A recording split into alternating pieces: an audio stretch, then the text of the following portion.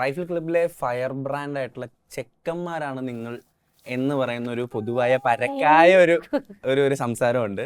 How true is that? ഇവിടെ ആണുങ്ങൾ ആരും ഇല്ലേ? ആണ് വർഷങ്ങളായിട്ട് അല്ലേ? വർഷങ്ങളായിട്ട് ഇവിടെ ആ ട്രെയിലറിനകത്തുള്ള ഡയലോഗിൽ തന്നെ ഇവിടെ ചെക്കന്മാർ ആരും ഇല്ലെന്ന് പറയുമ്പോഴത്തേക്കും ഇവിടെ ആണുങ്ങൾ ആരും ഇല്ല എന്ന് പറയുമ്പോഴത്തേക്കും നിങ്ങൾ രണ്ടുപേരുമാണ് കടന്നു വരുന്നത്. ഞാൻ അതിന്റെ പിന്നാമ്പുറത്ത് ഇങ്ങനെ നിൽക്കുകയാണ്. ലൈറ്റ് ചെക്കൻ, ഹെവി ചെക്കനായിട്ട് മുന്നിലുണ്ടല്ലോ. അല്ല, ചെറുപ്പം മുതലേ നമുക്ക് ഭയങ്കര ആരാധന ഉള്ള ഒരാളാണ്. അപ്പം നമുക്ക് അങ്ങനെയുള്ള ഒരു ക്യാരക്ടറും ഇതൊക്കെ ചെയ്യാൻ വേണ്ടി മലയാളത്തിൽ ആ പോലീസ് വേഷം ഇട്ടാൽ ഇത്രയും ഫിറ്റ് ആയിട്ട് നിൽക്കുന്ന ഒരാള് എനിക്ക് അങ്ങനെ കുറവാണ്. അപ്പോ അപ്പൊ അതുകൊണ്ട് ചേച്ചിയോട് ഭയങ്കര ഇഷ്ടവും ഇട്ടിയാനം എന്ന് പറഞ്ഞിട്ടുള്ള ഒരു ക്യാരക്ടറും അതേപോലെ തന്നെയാണ്, കണ്ടിട്ടുണ്ടാവുമല്ലോ. അപ്പോ അവരുടെ കൂടെ എപ്പോഴും നിൽക്കുന്നതാണ് സൂസൻ. ഇവർ തമ്മിൽ ഒരു വലിയൊരു മുമ്പ് ചെയ്ത ക്യാരക്ടറുകളെക്കാളും ഡിഫറെന്റ് എന്ന് പറയാനായിട്ട് അവര് പറഞ്ഞു തന്ന പോലെ ഒരു സംഭവം നമ്മൾ ചെയ്യുക എന്നുള്ളതാണ് ഈ പടത്തിലുള്ള. അല്ലാതെ നമ്മളുടെ നമ്മൾ എടുത്തു വെച്ച കുറേ എക്സ്പ്രഷനുകൾ ഉണ്ടല്ലോ, അതൊന്നും ഇതിൽ ഉപയോഗിക്കാതെ നമ്മൾ ഈ പടത്തിന് വേണ്ടി ഒരു വ്യത്യാസമായിട്ടുള്ള ഒരു സംഭവം തന്നെയാണ് ചെയ്തത്. ഒന്നും വേറെ നമ്മളുടേതായിട്ടുള്ള ഒരു ഇതുമില്ല. അപ്പൊ അതിനൊരു പ്രത്യേകതയുണ്ട് ഈ ഇട്ടിയാനത്തിന്. അത് തന്നെയാണ് ആ ഒരു ക്യാരക്ടറിന്റെ വലിയൊരു, എനിക്ക് എന്നെ സംബന്ധിച്ചിടത്തോളം ഒരു വിജയമാവുന്നത് അത്. അതായത് സെറ്റിലും അങ്ങനെ തന്നെയായിരുന്നു. ഇപ്പൊ ഇതില് ഇട്ടിയാനത്തിന്റെ കൂടെ എപ്പോഴും സൂസനാണ് ഉണ്ടാവുക എന്നുള്ളതും അതുപോലെ തന്നെ സെറ്റിലും ഞങ്ങൾ രണ്ടുപേരും ഒരുമിച്ചായിരുന്നു. ഞാൻ എപ്പോഴും ചേച്ചിയുടെ അസിസ്റ്റന്റ് ആണ്. ഇട്ടിയും സൂസനും ശരിക്കും ക്ലബിലെ ഒരു കോമ്പിനേഷൻ, ഒരു ടാഗ് ടീം ആണെന്ന് എനിക്ക് തോന്നിയിട്ടുണ്ട്. പടം കണ്ടപ്പോ എനിക്ക് അങ്ങനെ തോന്നിയത്. ഇത് ഇവരൊരു എന്തായിരിക്കും ഇവരുടെ ഒരു ഫ്രണ്ട്ഷിപ്പിന്റെ റീസൺ, അല്ലെങ്കിൽ ഇവര് തമ്മിൽ ഇട്ടിയും സൂസനും തമ്മിൽ എന്തെങ്കിലും ഞാൻ എന്തെങ്കിലും ചെയ്യണമെങ്കിൽ പുള്ളിക്കാരിനെ വിളിച്ചിട്ടാ പോവാ അല്ലെ? എന്ത് രഹസ്യ ഇതുണ്ടെങ്കിലും പരിപാടികളുണ്ടെങ്കിലും ഇട്ടിനെ വിളിച്ചിട്ടേ ആണ്. അപ്പൊ ഇട്ടിയ ഇപ്പൊ ഞങ്ങൾ മനസ്സിലാക്കിയെടുത്തോളം ഇട്ടിയുടെ ഫാമിലി ഇഷ്യൂസും കാര്യങ്ങളും ഒക്കെ സൂസന്റെ അടുത്താണ് അവര് ഇതാക്കുന്നത്. സൂസനും അതുപോലെ ചില്ലായിട്ട് ഭയങ്കര ഓപ്പൺ ആയിട്ടുള്ള ഒരാളാണ്. ആ ക്ലബിൽ ഓരോരുത്തരും അത് മുഖത്തോ ഒന്നും അറിയിക്കാതെ ഭയങ്കര അലമ്പായിട്ടുള്ള അവിടത്തെ ആൾക്കാരാണ്. അത് ആദ്യത്തെ ദിവസം നിങ്ങൾ ട്രെയിലറിൽ ഒരു ഡയലോഗ് കണ്ടിട്ടുണ്ടാവും. പിന്നെ എന്താണ്, ശിക്കാരി ശംഭുവും കൂട്ടരും എങ്ങോട്ടാണ് പറയുന്നത്, അതാണ് ഫസ്റ്റ് ഞങ്ങളുടെ എടുക്കുന്ന സീന്. ഈ സീൻ എടുത്ത സമയത്ത് ബാക്കിയുള്ളവരെല്ലാം ചിരിക്കുന്നതാക്കുന്നു. അതൊരു 10, 15, 20 ടേക്ക് പലരുടെയും റിയാക്ഷൻ എടുക്കാൻ ഇതിനു വേണ്ടിയൊക്കെ ഇരുന്ന് അങ്ങ് പറഞ്ഞിട്ടുണ്ട്. അപ്പൊ അത് പറയുന്തോറും നമുക്ക് അതിന്റെ ആ ഒരു ക്യാരക്ടറിന്റെ ഇതൊക്കെ എനിക്ക് പിന്നെ ഏതൊരു ക്യാരക്ടറിന് ചിരിക്കേണ്ട ഡയലോഗായിരിക്കും, അല്ലെങ്കിൽ ചിരിക്കണം എന്ന് വിചാരിച്ചാൽ നമ്മുടെ പുള്ളിക്കാരിയെ സുരഭിയെ കൊണ്ടു നിർത്തും. അല്ല, ഒരുപാട് പറഞ്ഞ് ചിരിച്ചതായിരിക്കും. അപ്പൊ അതിനൊരു കണ്ടിന്യൂറ്റി വേണമല്ലോ. അപ്പൊ ഫുള്ള് കൊണ്ടു നിർത്തി പാവം തോന്നുന്നു എനിക്ക്. അല്ല, അത് 15 പേർക്ക് ഞാനും വിഷ്ണുവും ഒക്കെ ഞങ്ങളുണ്ട്. പിന്നെ ബിബിൻ അസോസിയേറ്റ് ഞങ്ങളാണ് മറ്റേ എന്താ പറയാ ഇവരെ കറക്റ്റ് സമയത്തുള്ള ഒരു എൻട്രി ആയിരുന്നു. അതെ, ഞങ്ങൾ പ്രോത്സാഹന കമ്മിറ്റി.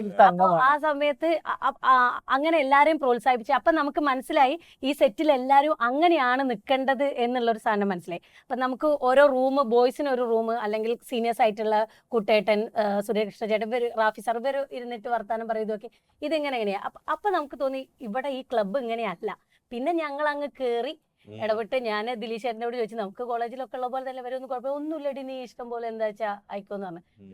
അതിനൊരു ഇപ്പൊ ഒരു നായികമാർക്കോ അല്ലെങ്കിൽ ആർട്ടിസ്റ്റുകൾക്കോ ആർക്കും ഒരു ഈഗോ അങ്ങനെ ഒന്നും അവിടെ കാണാനേ പറ്റില്ല. നമ്മുടെ മേക്കപ്പ് ശരിയല്ലെങ്കിൽ ഇവരായിരിക്കും പറയാം, വണി ചേച്ചി മേക്കപ്പ്, അല്ലെങ്കിൽ ഡ്രസ്സ് ഇത് നോക്കുകയാണെങ്കിൽ ഞങ്ങളായിരിക്കും പറയും. സോ അങ്ങനെ ഒരു എന്താ പറയാ, അവരുടെ ലോകത്തേക്ക് പോകാൻ ഒരു ഇതുമില്ല. എന്റെ ചളിയും കേട്ടിരിക്കേണ്ട വല്ലാത്തൊരു ഗതികേടായിരുന്നു. പിന്നെ അവരെന്ത് ചെയ്യും, ഗതി കേട്ടാൽ പുല്ലും തിന്നാശി ഞാൻ പിന്നെ ഒരുപാട് വീഡിയോസ് എടുക്കുക.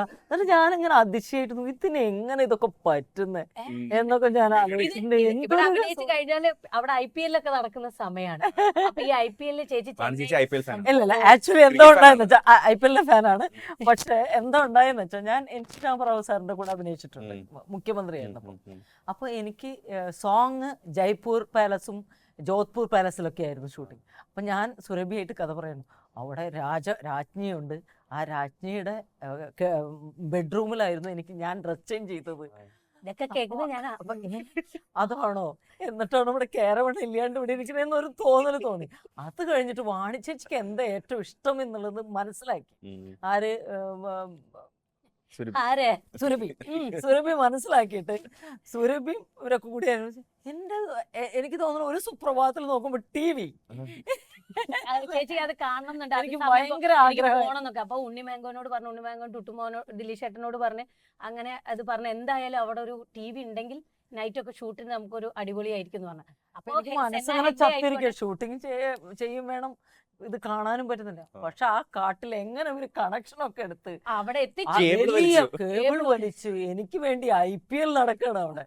അയ്യോ അത് എനിക്ക് മറക്കാൻ പറ്റില്ല. രാജകൊട്ടാരത്തിലെ രാജ്ഞിയായി വാഴവളല്ലേ ഞങ്ങൾ ഈ കൊടും കാട്ടിൽ കൊണ്ടിരുന്നത് വലിയ പാതകമാണ് ടുട്ടു, എന്തെങ്കിലും ചെയ്യണം, അരുവുള്ളിപ്പാടുണ്ടാവണം എന്നൊക്കെ പറഞ്ഞ് ഞങ്ങള് ഇത് ചെയ്തു. അപ്പൊ പക്ഷെ വേറെ ഇത്ര വലിയ ഭ്രാന്താന്ന് എനിക്ക് മനസ്സിലായില്ല. അന്ന് പൈനാപ്പിൾ ജ്യൂസേ കുടിക്കൂ, മഞ്ഞ ഡ്രസ്സേ ഇടൂ, ബെഡ്ഷീറ്റ് മഞ്ഞ. ഭയങ്കര അന്ധവിശ്വാസിയാ ഈ ഇത് കാണാൻ. ഇപ്പൊ ഇങ്ങനെ വെച്ചിട്ടാണ് അവിടെ നമുക്ക് വേണ്ടി നമുക്കൊരു വിക്കറ്റ് കിട്ടുകയാണെങ്കിൽ പിന്നെ അങ്ങനെ. എന്നിട്ട് ഞങ്ങളോട് പറയും എന്തെങ്കിലും ഒരു ഇതിലൊരു 2 റണ്ണൊക്കെ കുറഞ്ഞു പോവുകയാണെങ്കിൽ നിങ്ങളൊക്കെ ഒന്ന് പുറത്ത് പറയാൻ മതി. ഇവരൊക്കെ നിൽക്കുന്ന കാരണം കൊണ്ടാണ് പ്രശ്നം എന്ന് വിചാരിച്ചു പ്രാർത്ഥിക്കാനാണ് നാമം ജപിക്കുക. അങ്ങനെ പിന്നെ ഞാൻ രാവിലെ ഇപ്പൊ ഷൂട്ട്, ഇപ്പൊ ഞങ്ങൾക്ക് നൈറ്റ് ഷൂട്ട് ഒക്കെ ആണെന്നുണ്ടെങ്കിൽ ഞങ്ങൾ രണ്ടുപേരും അടുത്തടുത്ത റൂമിലാണ്. അപ്പൊ വിളിക്കും ചേച്ചി രാവിലെ എണീക്കും, ഞാൻ രാവിലെ ഒന്നും എണീക്കില്ല. അപ്പൊ ഹലോ എടാ എന്തെടുക്കടാ ചേച്ചി, ഞാൻ എണീറ്റ് ഓക്കേടാ ഓക്കെ 15 മിനിറ്റ് കഴിയും, തികച്ചു വേണം. ഹലോ എന്തെടുക്കടാ ചേച്ചി, ഞാൻ എണീറ്റ് ബാത്റൂമിലൊക്കെ പോയി പല്ലൊക്കെ തേച്ച് വന്നതാണ്. ഓക്കേടാ ഓക്കെ 10 മിനിറ്റ്. ഹലോ എടാ എന്താടാ ചെയ്യുന്നേ ചേച്ചി, ഞാൻ രാവിലെ എണീറ്റു പല്ല് തേച്ച് ബാത്റൂമൊക്കെ പോയിരിക്കും.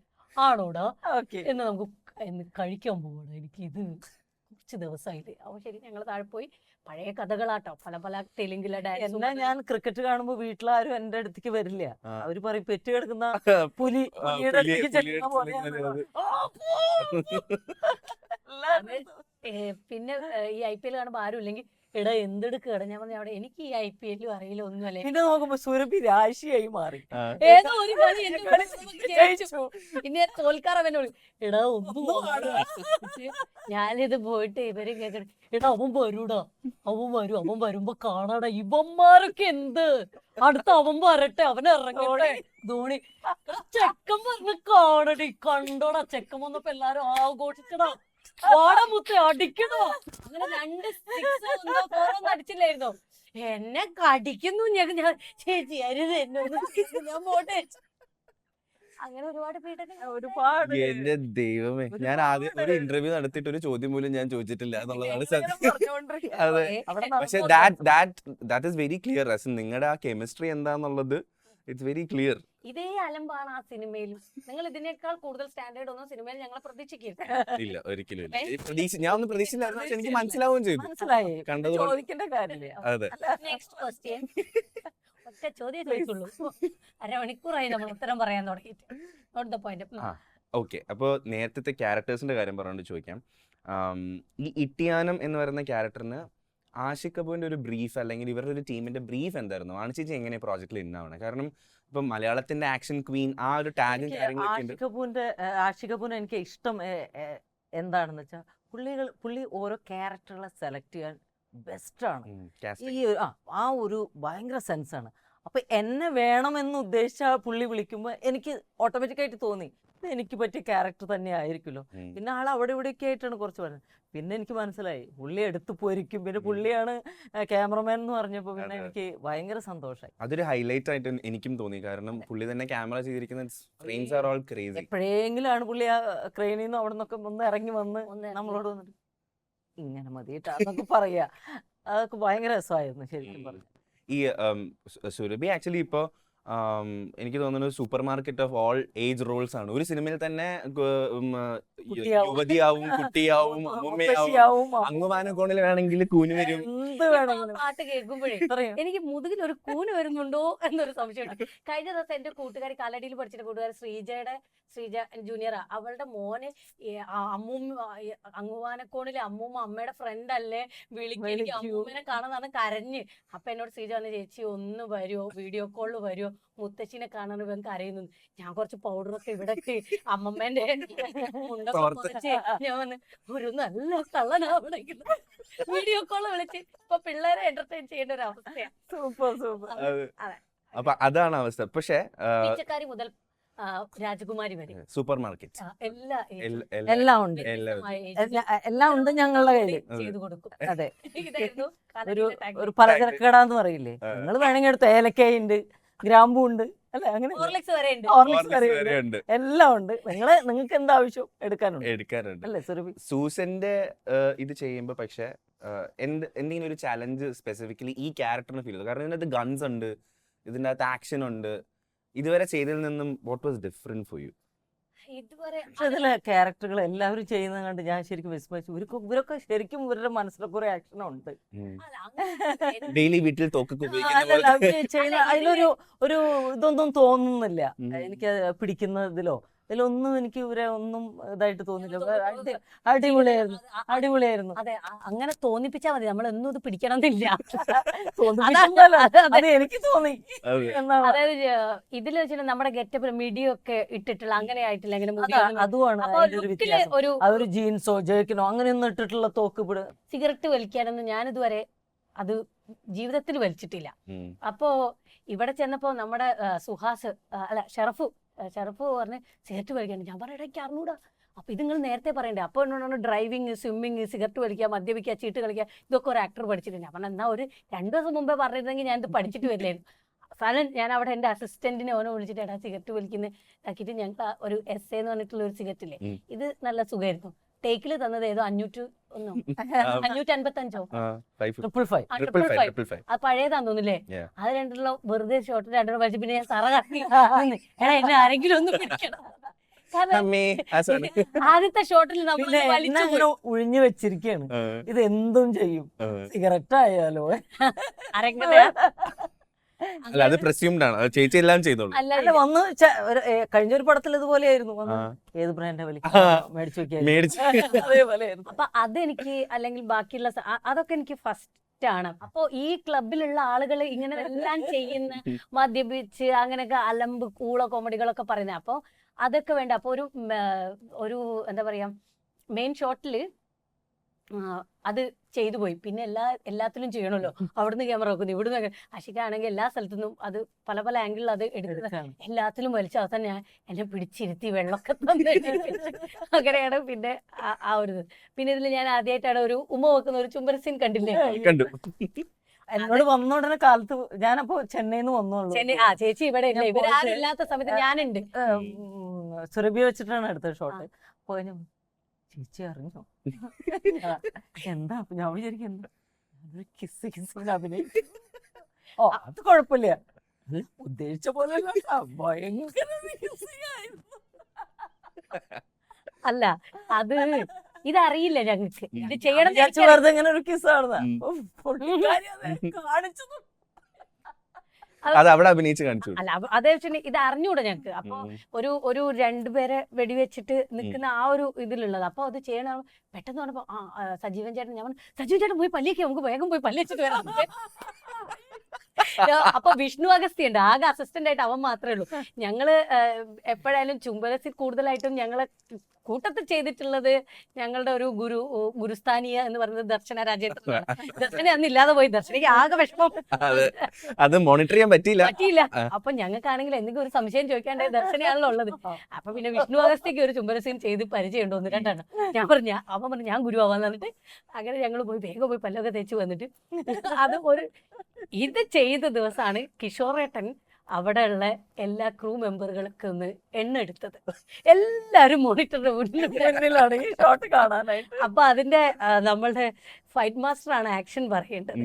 അപ്പൊ അദ്ദേഹത്തിനാണെങ്കിൽ സന്തോഷം എന്ന് പറഞ്ഞിട്ട് പിന്നെ നമ്മുടെ നമ്മുടെ മെയിൻ മാസ്റ്ററിന്റെ സൊസൈറ്റി അദ്ദേഹം അവിടെ ഉണ്ടായിരുന്നു. അപ്പൊ അദ്ദേഹത്തിനാണെങ്കിൽ നാണം. അപ്പൊ ഞങ്ങളിത് ഇങ്ങനെ ഇതിന്റെ ഫയർ ഉണ്ട്, അത് കഴിഞ്ഞിട്ട് ആണല്ലോ അത് വരുന്നത്. അപ്പൊ പുള്ളി ആക്ഷൻ അതല്ല അല്ല അത് കഴിഞ്ഞപ്പോ പിന്നെ ഫുൾ കയ്യടി. അതുവരെ മരിച്ച അഭിനയിച്ചിട്ട് ആരും ഒന്നും ചെയ്തില്ല. പിന്നെ പുള്ളിക്കാരി ഉമ്മ വെച്ചിട്ട് ഇങ്ങനെ തിരിഞ്ഞു. അല്ല ആദ്യത്തെ ഷോട്ട് തിരിഞ്ഞപ്പോ കാണില്ല എന്ന് പറഞ്ഞപ്പോ അതേ കടിച്ചു പിടിച്ച് ഇങ്ങോട്ട് അതെന്താ വെച്ചിട്ടുണ്ടെങ്കിൽ ആദ്യത്തെ ഇതില്ല No actors were harmed in the making. കൈകൊണ്ടൊന്നും തിരിക്കാൻ പറ്റില്ല. അതായത് ഒരു ജനലിന്റെ ഇടയിൽ കൂടെയാണ് ഇത് എടുക്കുന്നത്. അതെ. അപ്പൊ സജീവ ചേട്ടൻ ചിലപ്പോ മറഞ്ഞു പോയി, ഇത് മൊത്തത്തിൽ മാസ്ക് ആയി കോണുന്നുള്ള സജീവട്ടം അങ്ങനെ ക്യാമറയ്ക്ക് ഫേവർ ചെയ്തിട്ട് എന്നിട്ട് സജീവ ചേട്ടൻ പറഞ്ഞു, സുരഭി ഞാൻ പെട്ടെന്ന് ഒരു ആവേശത്തിൽ ചെയ്ത് എനിക്ക് വീട്ടിലെന്തായിരിക്കും. ഇപ്പൊ ചേച്ചി പറഞ്ഞല്ലോ, ഇപ്പൊ ഓൾറെഡി എല്ലാരും സിഗരറ്റിന്റെ ബ്രാൻഡ് ഏതാന്ന് വന്ന് ചോദിക്കാന്നൊക്കെ പറയുന്ന ഒരു അപ്രോച്ച് ഉണ്ട്. പക്ഷെ മേ ബി ആ ഒരു കാലത്ത് ചേച്ചി ചെയ്തിട്ടുള്ള ഒരു സെറ്റ് ഓഫ് ക്യാരക്ടേഴ്സ്, ഇപ്പൊ ഉസ്താദിലെ വർഷ എന്ന് പറയുന്ന ക്യാരക്ടർ ആവട്ടെ, അല്ലെങ്കിൽ കിങ്ങിലെ ക്യാരക്ടർ ഉണ്ട്, ഒരുപാട് അങ്ങനത്തെ ഒരുപാട് ക്യാരക്ടേഴ്സ് ഉണ്ട്. പക്ഷെ പാരലലി ചേച്ചി ഇപ്പുറത്ത് ഇപ്പൊ ഒരു മാന്നാർ മത്തായിലെ ഒരു മീര ചെയ്തിട്ടുണ്ട്, അല്ലെങ്കിൽ ഹിറ്റ്ലറിലെ അമ്മു ചെയ്തിട്ടുണ്ട്, പിന്നെയുള്ള ഇതുപോലെ ഒരു സൂസന്നെ ചെയ്തിട്ടുണ്ട്. സോ ഇതുപോലത്തെ ക്യാരക്ടേഴ്സും ചെയ്തിട്ടുണ്ട്. ആൻഡ് ഇപ്പൊ കുറച്ചൊരു ബ്രേക്ക് കഴിഞ്ഞിട്ടാണ് ചേച്ചിയുടെ ഒരു കംബാക്ക് എന്നൊക്കെ വേണമെങ്കിൽ ഒരു ഫേസ് ആണ്. അപ്പോൾ ഈ കംബാക്കിൽ ചേച്ചിക്ക് ഇനി ചെയ്യാൻ താല്പര്യമുള്ള ക്യാരക്ടേഴ്സ് എന്ന് പറയുന്നത് എന്തെങ്കിലും ഒരു എന്റെ ഒരു മനസ്സുകൊണ്ട് ഇഷ്ടമുള്ള പടം എന്ന് പറയുന്നത് ഇതുപോലുള്ള അടിപൊളി പടങ്ങൾ തന്നെയാണ്. ഈ ഇട്ടി സൂസന്റെ ഇത് പറഞ്ഞല്ലോ, ഇപ്പൊ ക്ലബിൽ ഒരു തർക്കം വന്നു കഴിഞ്ഞാൽ, അല്ലെങ്കിൽ ഒരു തല്ല് കേസ് അല്ലെങ്കിൽ ഒരു ഇഷ്യൂ വന്നു കഴിഞ്ഞാൽ ഇത് സംസാരിച്ച് വഷളാക്കാൻ ചാൻസ് ഉള്ളത് സൂസനാണോ ഇട്ടിയാണോ? 100%. സൂസനാണ് ഞങ്ങളുടെ രണ്ടുപേരുടെ ക്യാരക്ടർ തന്നെയാണ് ശരിക്കും. ഞാൻ അതായത് ഇതിന്റെ കണക്ഷൻ ചോദ്യം, നിങ്ങൾ ബാക്കിയുള്ളവരോടൊക്കെ സംസാരിച്ചപ്പോൾ എനിക്ക് തോന്നിയത് നിങ്ങളുടെ പേഴ്സണൽ ക്യാരക്ടേഴ്സ് ആയിട്ട് വളരെ അടുപ്പമുള്ളതാണ്. അത് വേറൊരു കാര്യം കൂടി തോന്നുന്നത് എന്താ വെച്ചിട്ടുണ്ടെങ്കിൽ നമ്മള് മറ്റേ അല്ലല്ല നമ്മുടെ ഹനുമാൻ കൈൻഡ് ഒച്ച വെക്കുമ്പോ കൈയെടുത്ത് വായിൽ അല്ല ആ സീന്. അപ്പൊ എന്നെ സംബന്ധിച്ചിടത്തോളം ഞാൻ പറഞ്ഞില്ലേ, ആ ഒരു നമ്മളുടെ ഒരു പേഴ്സണൽ ക്യാരക്ടറും കൂടെ ആണ് അത് എന്നുള്ളത് നമ്മൾ കുറച്ച് അലമ്പാക്കല്ലോ. അത് ആ അലമ്പാണ് ഇത് എന്നുള്ള ആദ്യം തന്നെ മനസ്സിലായി. പിന്നെ ആ അലമ്പായി അവിടെ ജീവിക്കാൻ മാത്രമേ നമുക്ക് നിവൃത്തിയുള്ളൂ. ആ അലമ്പായിട്ട് നമ്മൾ നിന്നതാണ്. പക്ഷെ അത് വളരെ ജെന്യൂൻ ആയിട്ടാണ് ആ അലമ്പായി നിന്നത്. അതുകൊണ്ടാണ് ഞങ്ങൾ ശരിക്കും അലമ്പുകൾ തന്നെ കുറച്ച് കൂടുതൽ. അവിടെ അനുരാഗ് കശ്യപ് സാർ വന്നു, അലമ്പുകൾ ചെയ്യും. അപ്പൊ ഞാൻ കശ്യപ് സാർ വന്നു, ഇവർക്കൊക്കെ ഹിന്ദിയിലൊക്കെ സംസാരിക്കാൻ ഒരുപാട്. അപ്പൊ അദ്ദേഹത്തിനാണ് എന്നെ വിളിച്ചുകൊണ്ടുപോയി ഓരോ ഡയലോഗ്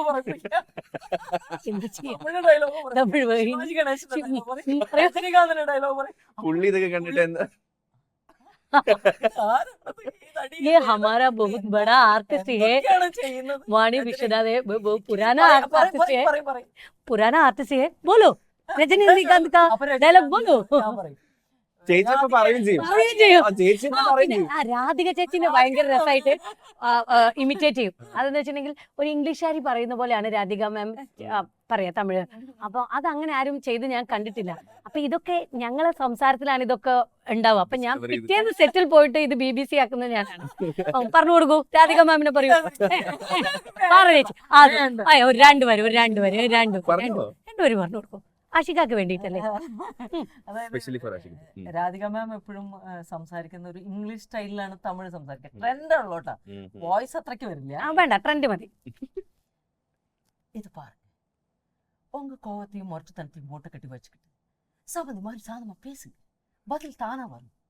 ஏங்க அவங்க நம்ம பசங்க, அதனால அவங்க கல்யாணம் 4 நட்சத்திரம் பார்த்து பந்தல் எல்லாம் கட்டி பெத்தவங்க சம்மத்தோட நடத்தணும்னு நினைக்கிறீங்க. ஏங்க நாளைக்கு நம்ம போகும்போது இதெல்லாம் கொண்டுட்டு போகவா போறோம், சரின்னு சொல்லுங்க. ഫാന്റാസ്റ്റിക്. അങ്ങനെ ഒരുപാടുണ്ട് ഗൈസ്.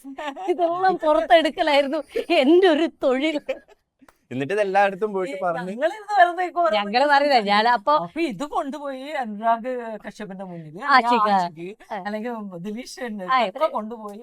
ഇതൊക്കെ ഇവരുടെ ഉള്ളിലുള്ള ഒരു ടാലന്റ് അല്ലേ. അപ്പൊ ഇതിപ്പോ എന്നോട് അത്ര അടുപ്പായതുകൊണ്ട് ഇങ്ങനെ പറയുന്നതാണ്. പക്ഷെ എനിക്കിത് ഇവരും കൂടെ കേട്ടാൽ നല്ലതായിരിക്കും.